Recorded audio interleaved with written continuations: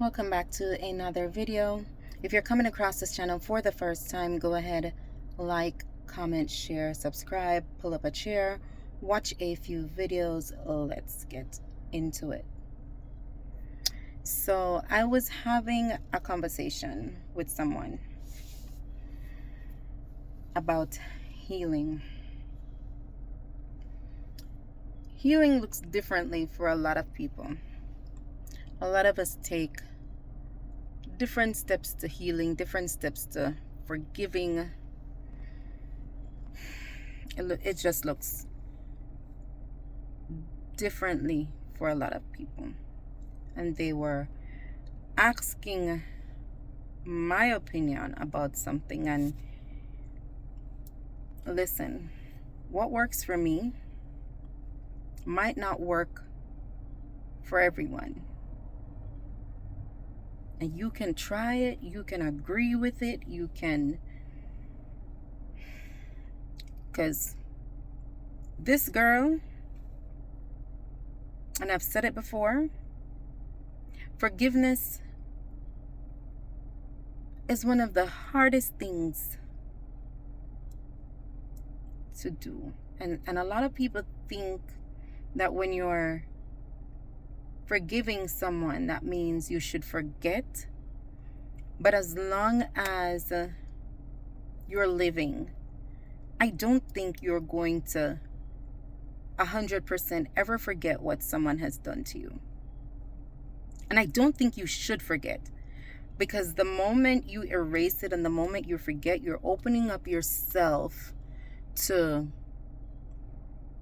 that thing happening to you again.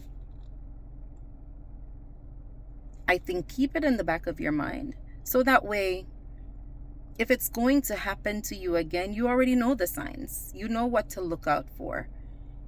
You know the signs. So you can see it, that it's happening. You can tell it's about to happen.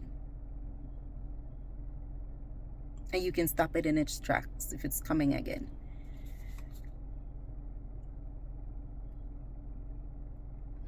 But what I will say is this. If you're going to forgive someone, do not keep bringing up what it is that you are forgiving them for. Because then it makes no sense. Don't keep reminding the person that, hey, they did this. Now, if the person keeps bringing it up, then that simply means the person has not forgiven themselves for what they have done to you. And then that person needs to go try to find a way to forgive themselves and stop bringing it to you, because then it's going to be a trigger for you. But if you've decided to forgive someone, each and every time you remember what that person has done to you, you have to choose to let it go, not mention it to the person, to forgive them again. It's daily work. And if you feel like you want to mention it, just write it down. Keep writing it down. Get a book. Just keep writing it down. Just keep writing it down. And if you have filled that book, then burn it. Just keep writing it down. Whatever it is that you're forgiving someone for, just keep writing it down. Just keep writing it down. After you've filled that book, burn it. Burn it. If you have to go to therapy, go to therapy. It's not a bad thing. And most importantly, pray. Pray. But do not keep mentioning what you're forgiving the person for to the person. Do not make it an argument to the person after you've decided to forgive them for it.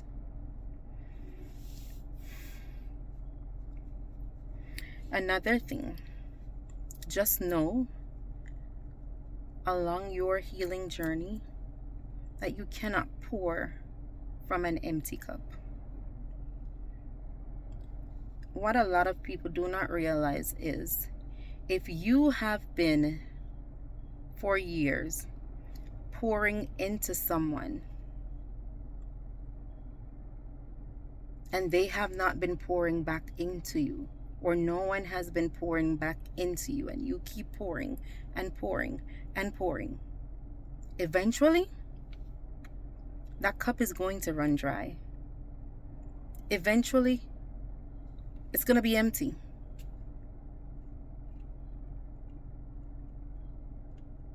It's going to be empty.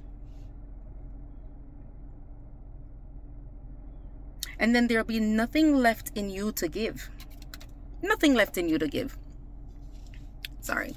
Nothing left in you to give. So either that person is going to have to start pouring back into you,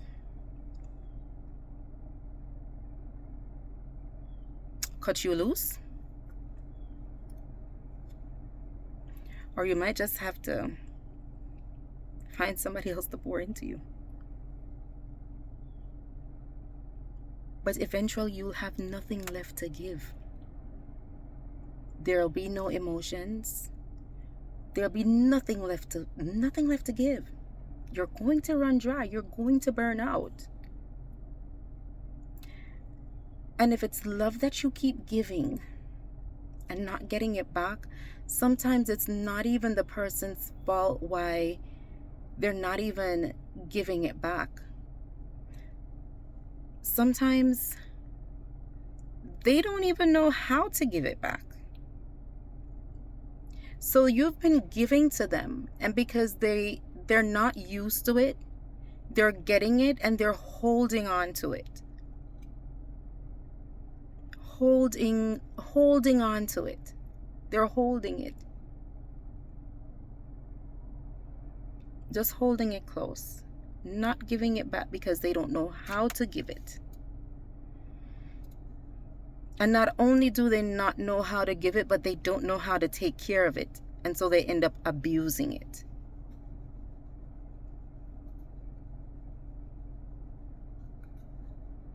They don't know how to nurture it. Don't know how to make it grow. Don't know how to water it. Don't know how to take care of it. Don't know what to do with it. They just know they've never gotten this before, so they become confused, but they don't want to let it go because they know they've never gotten this before.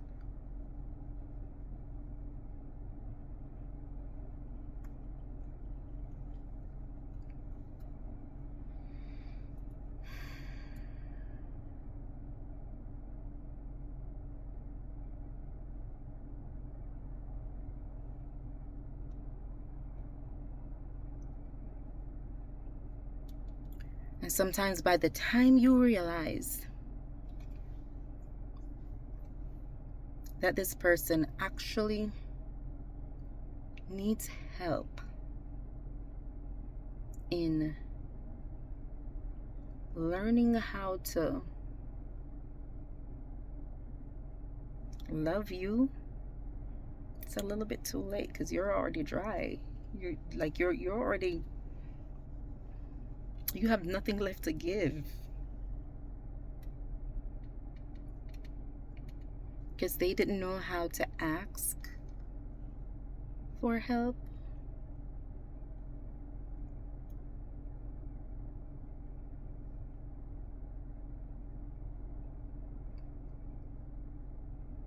They didn't know how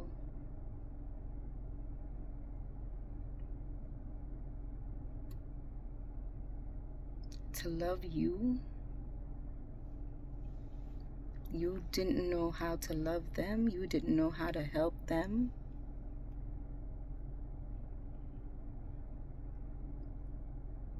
And now you're both sitting here needing to heal together.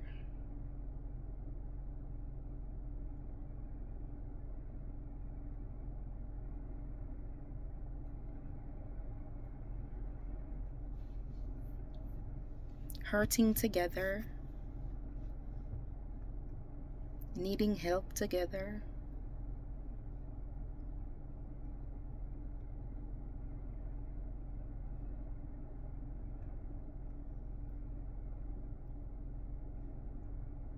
There's nothing wrong with seeking help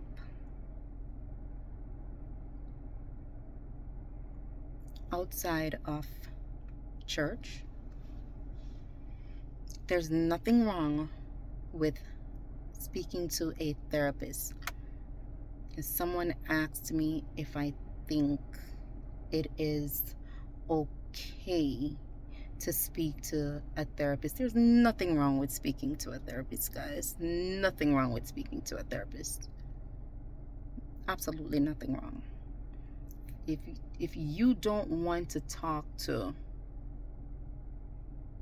a pastor in your church, there's absolutely nothing wrong with speaking to a therapist. Pray about it.